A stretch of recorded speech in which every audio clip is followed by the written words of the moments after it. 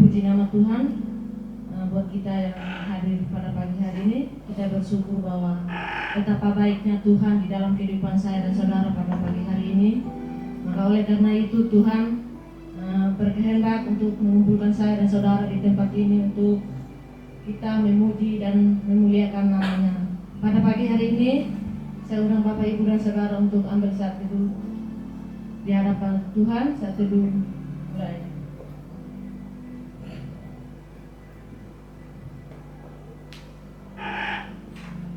Saat teduh selesai, kita bersama-sama mengangkat pujian ini yang berkata, oleh karena kemurahan Tuhan.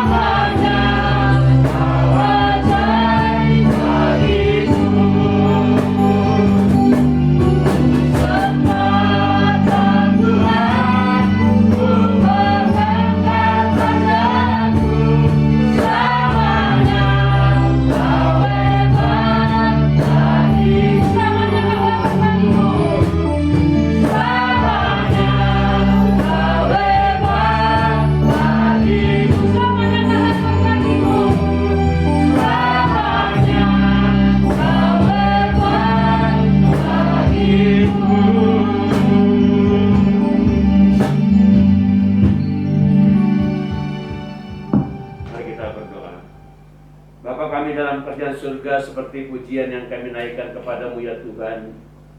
Kami percaya kami ada sebagaimana kami ada saat ini, semuanya karena anugerah Tuhan, semuanya karena kasih karunia Tuhan yang terus dan senantiasa melimpah dalam kehidupan kami dari hari ke hari, dari waktu ke waktu sampai pada saat ini ya Tuhan.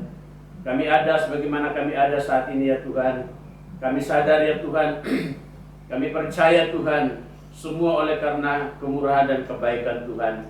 Kami bersyukur dan berterima kasih untuk waktu-waktu yang seperti ini, yang Tuhan sediakan bagi kami untuk kami boleh datang menyembah Engkau, memuji Engkau dan mempermuliakan Engkau ya Tuhan.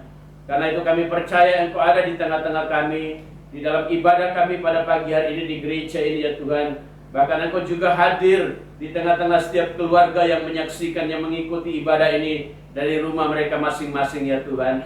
Terima kasih Bapa, dan itulah sebabnya kami mau menyerahkan seluruh tubuh, jiwa, dan roh kami, hidup kami ya Tuhan. Biarlah kami persembahkan kepadamu, dan kami fokus untuk menyembah Engkau, memuji Engkau, mempermuliakan Engkau, dan mendengarkan firman-Mu ya Tuhan. Terpujilah Engkau Allah kami yang hidup. Kami menyerahkan jalannya ibadah kami dari awal, pertengahan, pada akhirnya ya Tuhan. Di dalam nama Tuhan kami Yesus Kristus, Tuhan dan Juru Selamat kami yang hidup, pusat ibadah dan penyembahan kami berdoa dan bersyukur. Haleluya. Amin.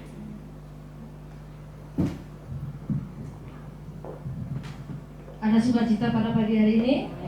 Masih kuat berdiri? Amin. Karena Tuhan sudah memberikan kita kekuatan yang luar biasa di dalam hidup saya dan saudara pada pagi hari ini. Amin. Kita ada satu pujian, Tuhanlah kekuatan dan mazmurku.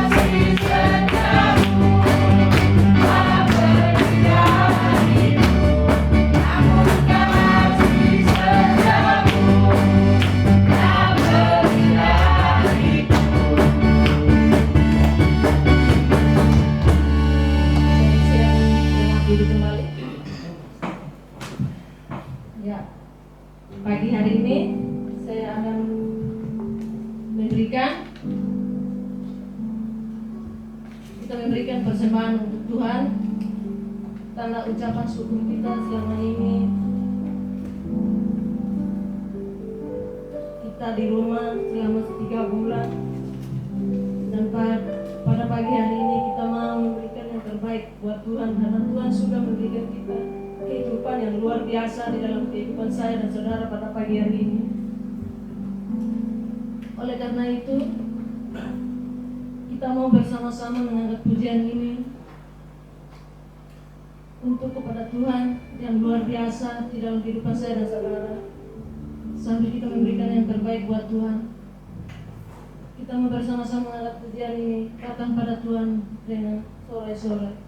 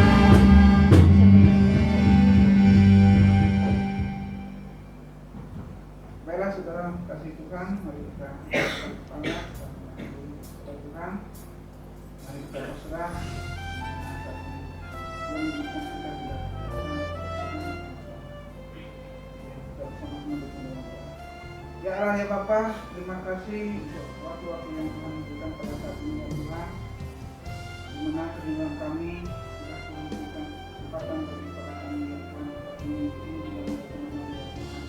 kami mohon kehadirat-Mu ya Tuhan tempat ini, kami boleh menikmati hadirat-Mu, dan kami percaya Tuhan mengurapi kami semua jemaat-Mu yang hadir saat ini ya Tuhan. Dan saat ini juga Tuhan, kami percaya Tuhan akan mendengar doa-doa kami ya Tuhan. Terima kasih Bapak, terima kasih Tuhan Yesus. Saat ini kami berdoa acara buat bangsa dan negara kami yang saat ini sedang menghadapi COVID-19 ini ya Tuhan.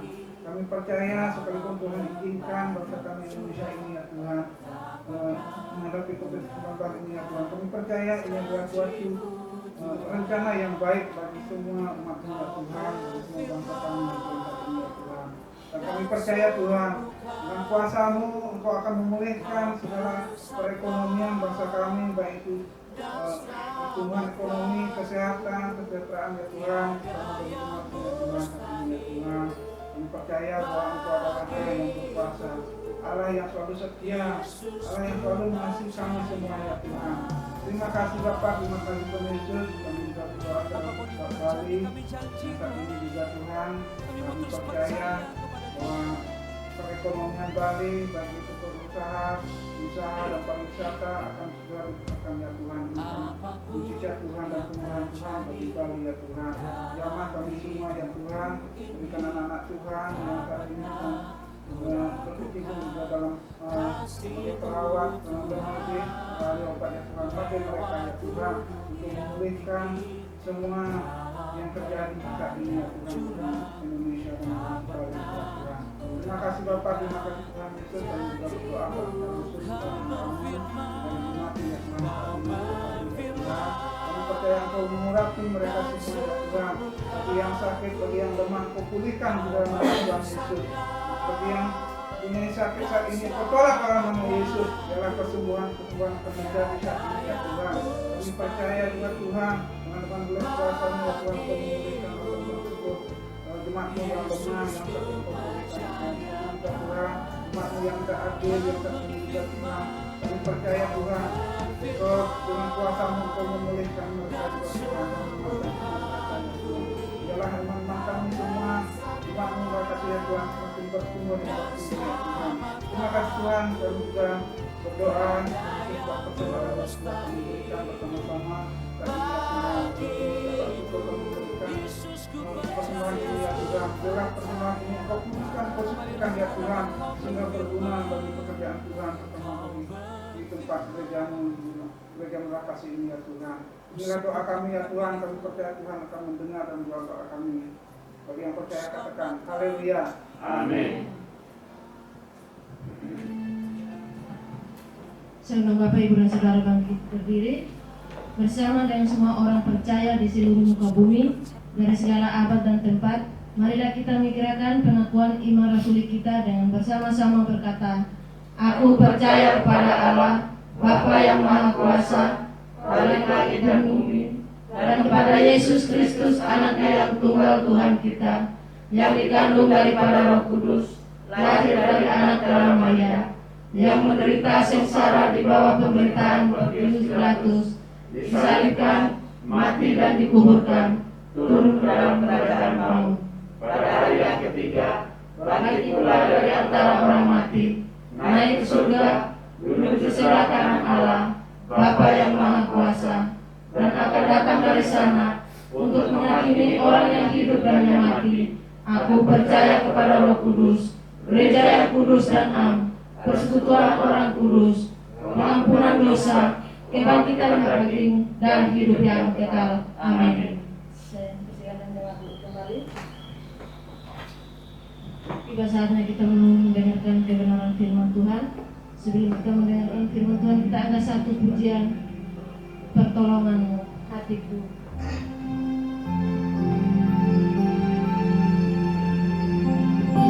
Kita berada dekat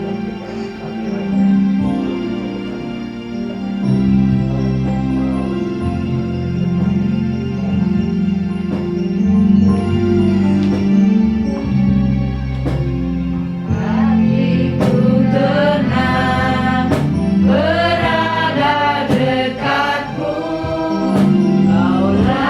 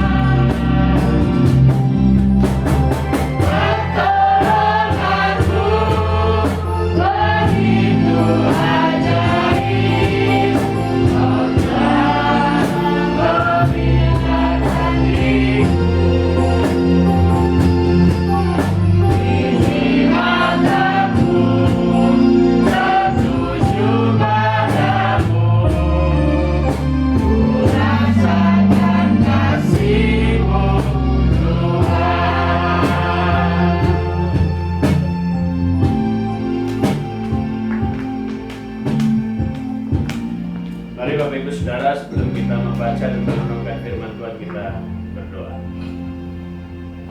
Bapa kami dalam kerajaan surga, seperti pujian yang kami naikkan kepadamu, dengan iman dan percaya kami yakin pertolongan kami hanya datangnya daripada Tuhan yang menciptakan langit dan bumi, yang mempunyai kuasa dan yang kuasanya tidak pernah berubah dulu, sekarang dan selamanya, ya Tuhan. Itulah sebabnya kami bersyukur dan berterima kasih untuk Alkitab yang Tuhan beri bagi kami, yang di dalamnya Engkau berfirman kepada kami, ya Tuhan, supaya kami menyelaraskan kehidupan kami sesuai dengan firman-Mu.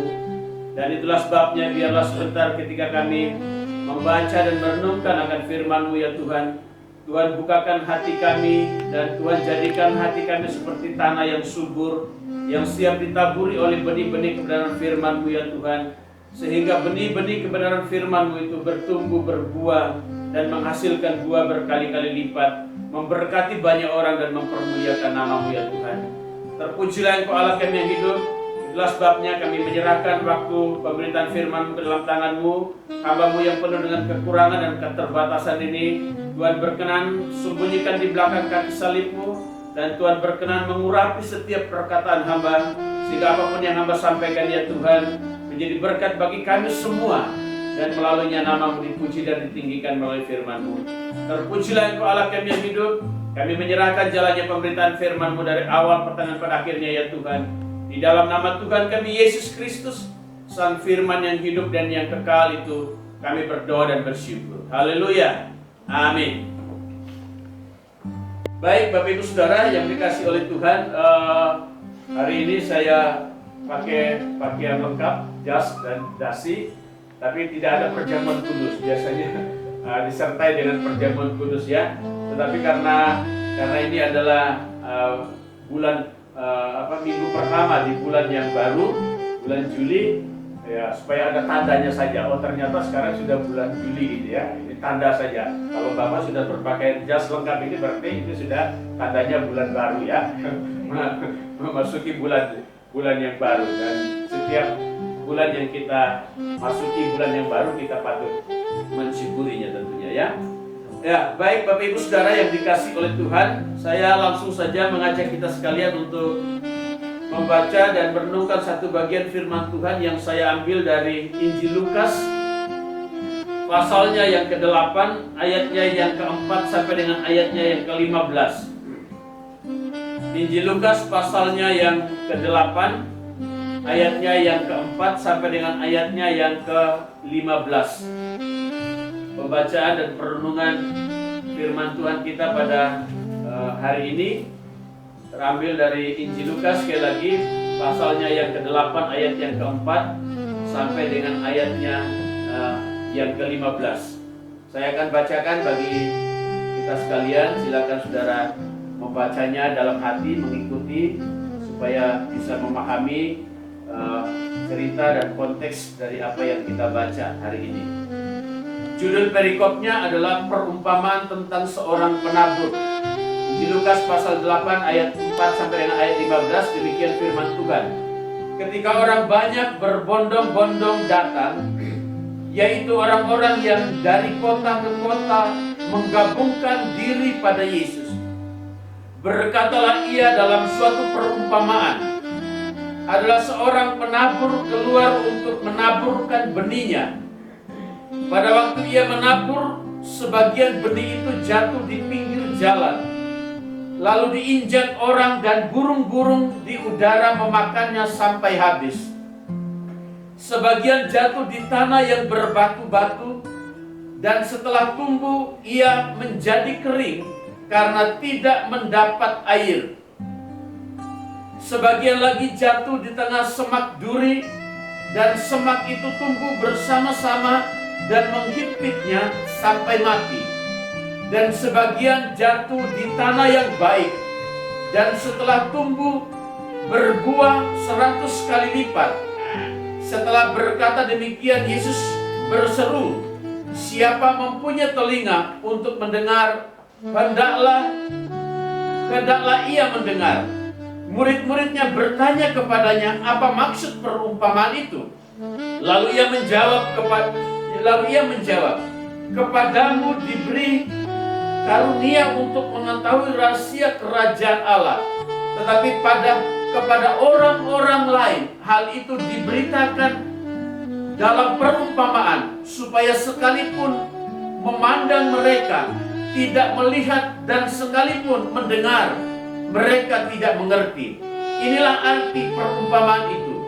Benih itu ialah firman Allah. Yang jatuh di pinggir jalan itu ialah orang yang telah mendengarnya. Kemudian datanglah iblis lalu mengambil firman itu dari dalam hati mereka, supaya mereka jangan percaya dan diselamatkan. Yang jatuh di tanah yang berbatu-batu itu ialah orang yang setelah mendengar firman itu menerimanya dengan gembira, tetapi mereka itu tidak berakar. Mereka percaya sebentar saja, dan dalam masa pencobaan mereka murtad. Yang jatuh dalam semak duri ialah orang yang telah mendengar firman itu, dan dalam pertumbuhan selanjutnya mereka terhimpit oleh kekhawatiran dan kekayaan dan kenikmatan hidup, sehingga mereka tidak menghasilkan buah yang matang. Yang jatuh di tanah yang baik itu ialah orang yang setelah mendengar firman itu menyimpannya dalam hati yang baik dan mengeluarkan buah dalam ketekunan. Amin. Bapak Ibu Saudara yang dikasihi oleh Tuhan, demikian jauh pembacaan firman Tuhan kita pada pagi hari ini. Berbahagialah setiap saudara dan saya yang memiliki kerinduan, bahkan yang haus dan lapar akan kebenaran firman Tuhan. Karena ketika kita memiliki rasa haus dan lapar akan firman Tuhan, maka dahaga jiwa kita akan dipuaskan oleh Tuhan itu sendiri. Bapak Ibu Saudara, kalau kita memperhatikan sejenak konteks dari ayat ini, dari apa yang kita baca, ini adalah sebuah perumpamaan. Jadi Tuhan Yesus seringkali memakai perumpamaan di dalam dia mengajar, di dalam dia menyampaikan sebuah kebenaran kepada orang-orang yang mendengarkan pada waktu itu. Dan seringkali Bapak Ibu Saudara yang dikasihi oleh Tuhan, apa yang diajarkan oleh Tuhan Yesus, apa yang disampaikan oleh Tuhan Yesus di dalam pengajarannya tanpa perumpamaan atau biasa, itu seringkali tidak banyak dimengerti oleh banyak orang. Karena itu merupakan hal yang baru. Yesus berbicara soal hal-hal yang berhubungan dengan kerajaan surga, dengan hal-hal yang berhubungan dengan perkara-perkara rohani, yang kalau itu dicerna dengan akal pikiran manusia, maka kadang-kadang akal pikiran manusia itu tidak 100% dapat memahami perkara-perkara kerajaan surga ataupun perkara-perkara rohani itu. Dan itulah sebabnya Tuhan Yesus menggunakan perumpamaan sebagai jembatan untuk mentransfer pengajarannya itu, supaya dengan mudah para pendengarnya dapat memahami dan mengerti apa yang disampaikan oleh Tuhan Yesus. Jadi itu nyata dalam pembacaan kita, Bapak Ibu Saudara yang dikasihi oleh Tuhan. Jangankan orang lain, murid-murid pun juga tidak mengerti ketika Yesus mengajar dalam perumpamaan. Itulah sebabnya dalam ayatnya yang ke-9 tadi, ayat yang ke-9, itu murid-muridnya bertanya kepada Yesus, apa maksud perumpamaan itu? Kenapa mereka bertanya? Mereka bertanya tentunya karena mereka tidak mengerti dengan baik dan benar, atau secara keseluruhan 100% dari perumpamaan itu, dari apa yang diajarkan oleh Tuhan Yesus melalui perumpamaan itu. Dan itulah sebabnya ketika dia menyampaikan perumpamaan itu, Bapak Ibu Saudara yang dikasihi oleh Tuhan, ketika murid-muridnya bertanya, Yesus baru menjelaskannya mulai dari ayatnya yang ke-11 itu. Ayat yang ke-11 itu Yesus berkata, inilah arti perumpamaan itu. Jadi inilah arti dari perumpamaan itu. Jadi Bapak Ibu Saudara yang dikasihi oleh Tuhan, Tuhan Yesus mengajarkan perumpamaan ini dengan satu tujuan, supaya apa yang mereka dengar itu, apa yang mereka dengar dari Tuhan Yesus, pengajaran dari Tuhan Yesus yang disampaikan kepada murid-murid ataupun kepada orang banyak yang berkumpul pada waktu itu. Dalam ayat 4 dikatakan yang berbondong-bondong datang, saking banyaknya itu. Tujuannya supaya kesempatan itu bagi Yesus tidak sia-sia, ya, supaya mereka betul-betul mengerti apa maksud dan tujuan Tuhan Yesus datang ke dalam dunia ini. Dan itulah sebabnya pengajaran yang disampaikan oleh Tuhan Yesus itu disebut sebagai firman, ya. Firman, benih, ya. Benih yang ditabur, ya. Itulah sebabnya dalam ayat yang ke-11 dikatakan bahwa benih itu ialah firman Allah. Jadi ketika dia memberi perumpamaan tentang ada seorang penabur yang menabur benih, maka benih itu yang dimaksudkan itu adalah benih firman Tuhan yang ditabur. Jadi yang ketika Yesus mengajar, ketika Yesus memberi pengajaran tentang kerajaan surga, itulah benih, ya, benih firman Tuhan itu yang ditabur kepada orang-orang itu sendiri. Nah, itulah sebabnya dia mengumpamakan firman Tuhan itu seperti benih, Bapak Ibu Saudara yang dikasih oleh Tuhan. Maka benih yang ditabur itu, ya, dia bisa saja jatuh di tempat yang berbeda, ya, atau di tanah yang berbeda. Dan dilukiskan di situ ada 4 jenis tanah yang digambarkan oleh Tuhan Yesus, yaitu tanah di pinggir jalan yang pertama, lalu tanah yang berbatu-batu, lalu yang ketiga tanah yang penuh dengan semak duri, dan yang keempat adalah tanah yang baik atau tanah yang subur. Dan ketika benih itu jatuh di jenis keempat tanah itu, maka benih yang jatuh itu dalam pertumbuhannya akan berbeda satu dengan yang lain. Satu dengan yang lain berbeda, ketika dia bertumbuh, bahkan ketika benih itu menghasilkan buah bagi orang itu. Nah, itulah sebabnya Bapak Ibu Saudara yang dikasih oleh Tuhan, pagi hari ini kita mau, ya, merenungkan dan kita mau belajar tentang sikap hati. Sikap hati. Bagaimana sikap hati kita ketika kita mendengarkan kebenaran firman Tuhan, ketika firman Tuhan diberitakan. Sikap hati kita itu menentukan apakah benih firman Tuhan itu yang ditabur, firman Tuhan yang saudara dan saya dengar itu bertumbuh dengan baik dan menghasilkan buah dalam kehidupan saudara dan saya itu tergantung, ya, sikap hati kita ketika kita mendengarkan kebenaran firman Tuhan itu. Dan itulah sebabnya bagi Tuhan Yesus, saudara yang dikasih oleh Tuhan, ya, sikap hati itu lebih penting daripada tindakan kita. Artinya gini, sikap hati kita itu ketika kita mendengarkan firman Tuhan itu lebih penting daripada tindakan kita melakukan firman Tuhan itu. Atau dengan kata lain itu, sikap hati itu namanya attitude, ya. Attitude itu lebih penting dari action, daripada action. Tindakan kita dari hari ke hari. Dan itulah yang terjadi kepada ahli-ahli Taurat dan orang-orang Farisi, Bapak Ibu Saudara yang dikasih oleh Tuhan.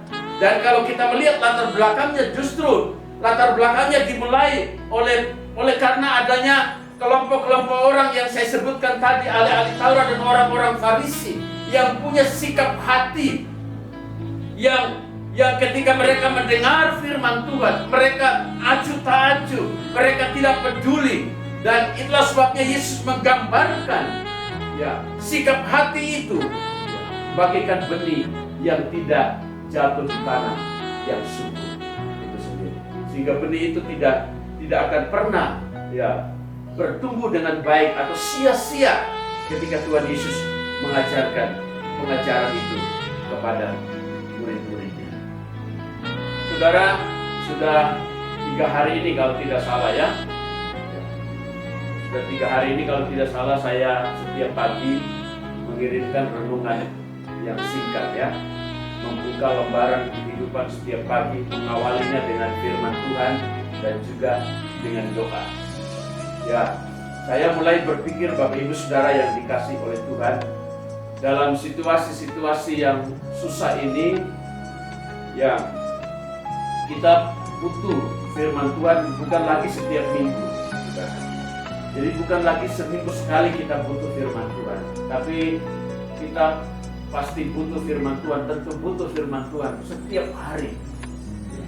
Sama seperti kalau kita gambarkan tubuh jasmani ini, saudara, kalau kita makan seminggu sekali maka tubuh ini tidak akan bertumbuh dengan baik, ya, akan kelihatan kurus, kering dan lain sebagainya. Itulah sebabnya kenapa orang harus makan setiap hari, supaya tubuh ini bisa bertumbuh dengan baik. Nah, prinsip yang sama saya pikir saudara yang dikasih oleh Tuhan, kalau kehidupan rohani kita mau bertumbuh dengan baik, tentunya kita tidak hanya butuh makanan rohani satu minggu sekali. Kita butuh makanan rohani setiap hari, saudara yang dikasih oleh Tuhan, supaya kehidupan rohani kita juga bertumbuh dengan baik sesuai dengan apa yang Tuhan kehendaki dalam kehidupan saudara dan saya. Itulah sebabnya Bapak Ibu Saudara yang dikasih oleh Tuhan, saya menyampaikan firman Tuhan ini dengan satu tujuan, supaya benih yang ditabur kepada saudara setiap hari dalam hati saudara dan saya itu, apakah benih firman Tuhan itu akan bertumbuh dengan baik, menghasilkan buah yang baik, itu tergantung dari sikap hati ketika kita mendengarkan firman. Ya, ada orang kadang-kadang, ya ada orang Kristen kadang-kadang ketika sudah itu dikasih renungan firman Tuhan, paling-paling itu aja gitu ya, kadang-kadang seperti itu. Ya, itu sikap hati yang artinya tidak mau menerima taburan benih firman Tuhan itu yang ingin ditabur di hati saudara dan saya, sehingga tidak akan pernah berbuah ataupun menghasilkan buah. Jangankan berbuah, mungkin bertumbuh pun susah. Ya, bertumbuh tapi juga ada sikap hati yang lain sehingga itu tidak bertumbuh secara maksimal dalam kehidupan saudara dan saya. Dan itulah sebabnya Bapak Ibu Saudara yang dikasih oleh Tuhan, ya, kita akan coba melihat arti dari perumpamaan ini untuk kita dapat mengkoreksi, ya, sikap hati kita ketika kita mendengar akan firman Allah keselamatan itu. Ketika Yesus menceritakan tentang siapa dirinya, bahwa dirinya itu adalah Mesias yang datang ke tengah-tengah dunia, dan itu firman yang diberitakan, dan orang tidak percaya akan apa yang dikatakan oleh Tuhan Yesus. Nah, itulah jenis orang itu. Itulah sikap hati itu.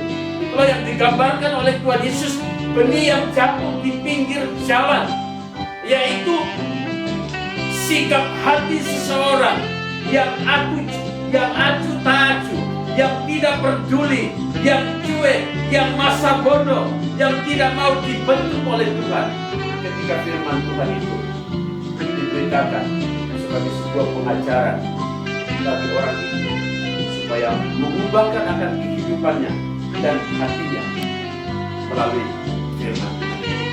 Saudara yang dikasih oleh Tuhan, ada orang-orang dari dulu, waktu Yesus mengajar, waktu Yesus datang ke dalam dunia, bahkan sampai sekarang, saudara yang dikasih oleh Tuhan, ketika firman Tuhan itu diberitakan, ada orang-orang yang memiliki sikap hati yang acuh tak acuh, yang tidak peduli, yang cuek, yang masa bodoh, yang tidak mau dibentuk oleh Tuhan.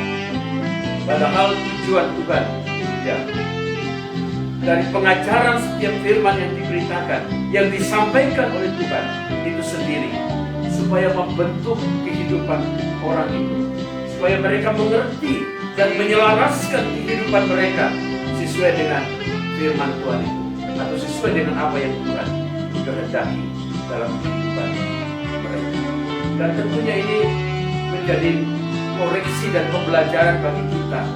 Apakah sikap hati kita ketika kita mendengar firman Tuhan, ketika kita diajar oleh sebuah kebenaran melalui firman Tuhan? Apakah kita acuh tak acuh? Apakah kita tidak peduli? Apakah kita masa bodoh? Atau apakah kita tidak mau dibentuk oleh firman Tuhan? Kalau itu yang terjadi, Bapak Ibu Saudara yang dikasihi oleh Tuhan, maka firman itu ketika diberitakan saudara, tidak akan pernah sampai di hati kita, hanya sampai di akal pikiran kita. Karena apa? Karena di situ dikatakan bahwa waktu mendengar firman itu dari dalam hati itu, lalu iblis kemudian datanglah iblis lalu mengambil firman itu dari dalam hati mereka, mengambil firman itu dari dalam hati mereka. Ya, konteksnya sederhana, misalnya ketika saudara saat ini mendengar firman Tuhan, kalau saudara mengalihkan pikiran saudara di rumah, kerjanya masih banyak, keterikaan masih banyak, itu firman Tuhan langsung diambil sampai itu, langsung diambil, tidak akan pernah sampai di dalam hati saudara, tidak akan pernah menyentuh hati saudara ketika kita memiliki sikap hati. Tapi ketika kita fokus menyediakan hati, pikiran, bahkan perasaan kita untuk mendengarkan setiap firman Tuhan yang diberitakan, dan situlah kita menyiapkan hati yang subur, yang baik itu untuk kita beri kepada firman Tuhan. Lalu yang kedua, sikap hati yang kedua digambarkan di dalam ayat yang ke-13, yang jatuh di tanah yang berbatu-batu.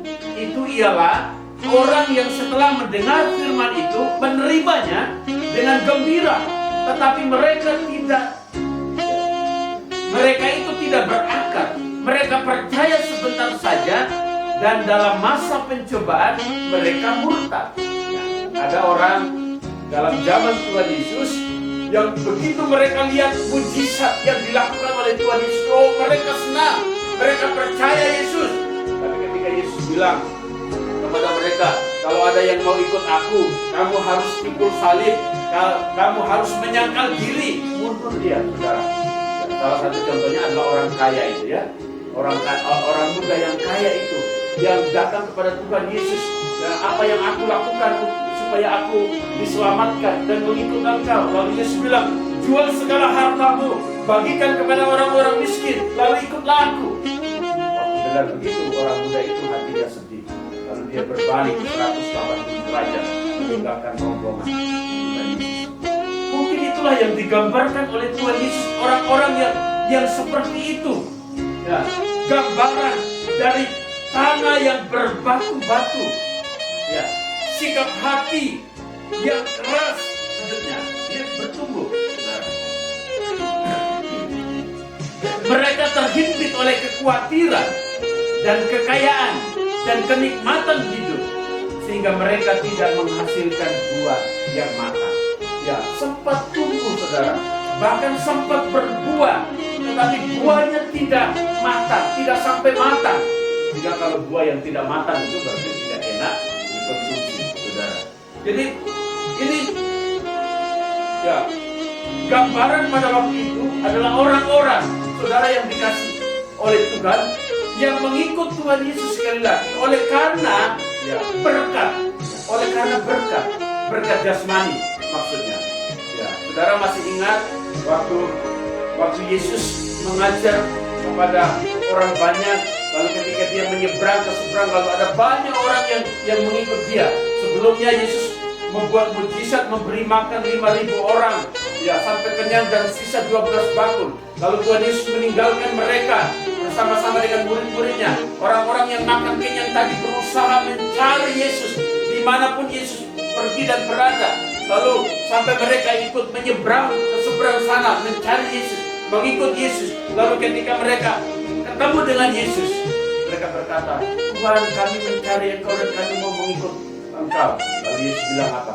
Kamu mencari aku bukan oleh karena kamu melihat tanda. Tanda itu yang dimaksud mujizat sebagai tanda dia Mesias, sebagai tanda dia Allah, tetapi oleh karena kamu telah makan roti yang aku berikan kepada. Artinya artinya Tuhan Yesus tahu motivasi mereka mencari Yesus.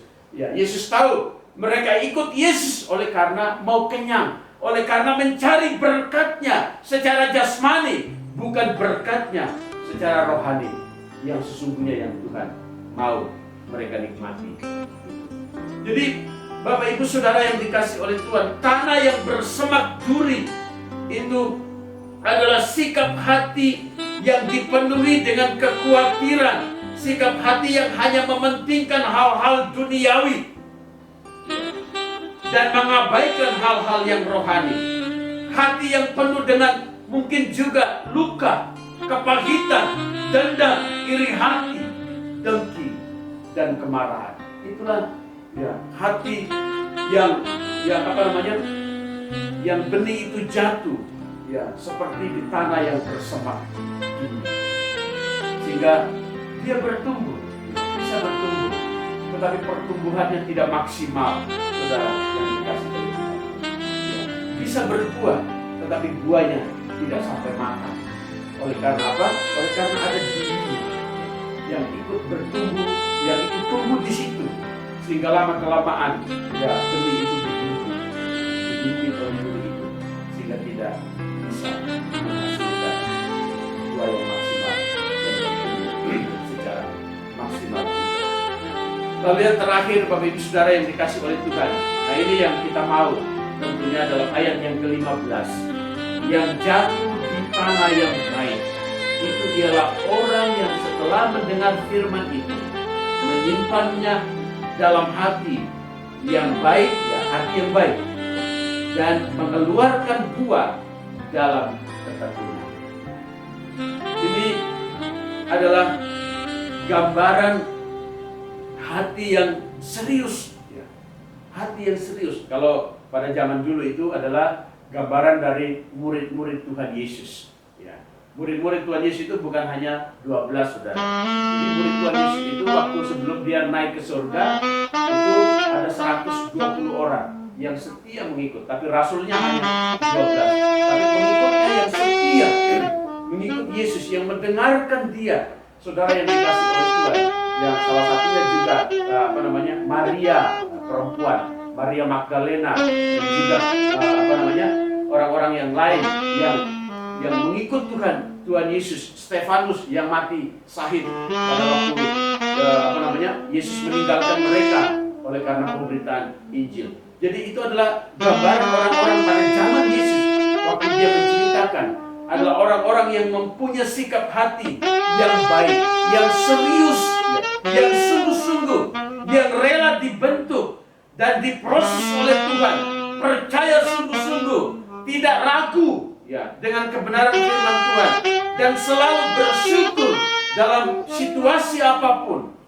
Dan yang paling penting itu adalah selalu haus dan lapar akan kebenaran firman Tuhan. Dia punya rasa haus dan lapar ya, akan kebenaran firman Tuhan. Itulah sikap hati atau tanah hati yang baik, yang subur, yang ketika benih firman Tuhan itu ditaburkan, maka benih firman Tuhan itu akan bertumbuh dengan baik secara maksimal.